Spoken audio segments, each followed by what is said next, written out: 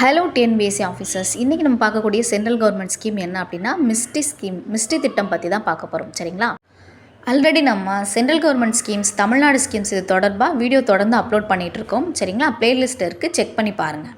மிஸ்டி திட்டம் அப்படிங்கிற இந்த திட்டம் 2023 தொடங்கப்பட்ட ஒரு திட்டம். சரிங்களா? இந்த திட்டத்தோட நோக்கம் என்ன அப்படின்னா, கடற்கரையோரத்தில் உள்ள வாழ்விடங்களை பாதுகாக்கிறதுக்காகவும் சதுப்பு நிலத்தை மீட்டெடுக்கணும் அப்படிங்கிற நோக்கத்தினாலையும் தொடங்கப்பட்ட ஒரு திட்டம்.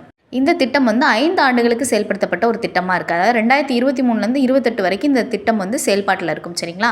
இந்த திட்டத்தை என்றைக்கு ஸ்டார்ட் பண்ணியிருப்பாங்கன்னா, ஜூன் 5 2023 ஸ்டார்ட் பண்ணியிருப்பாங்க. அதாவது உலக சுற்றுச்சூழல் தினமான ஜூன் 5 அன்னைக்கு தான் ஸ்டார்ட் பண்ணியிருப்பாங்க. இந்த திட்டத்தை சுற்றுச்சூழல், வனம் மற்றும் காலநிலை மாற்ற அமைச்சகம் தான் செயல்படுத்திட்டு வருது. சரிங்களா? காலநிலை மாற்றம் குறித்து ஐநா மாநாடு நடத்திட்டு வராங்க 1992 எகிப்தில் 2022 நடந்திருக்கும் COP27 அந்த மாநாட்டில் தான் அவங்க ஒரு விஷயத்தை அறிமுகப்படுத்தியிருப்பாங்க. அதுதான் என்ன அப்படின்னா, காலநிலைக்கான ஒரு சதுப்பு நில கூட்டணி அப்படிங்கிற அதில் இந்தியாவும் ஜாயின் பண்ணியிருப்பாங்க.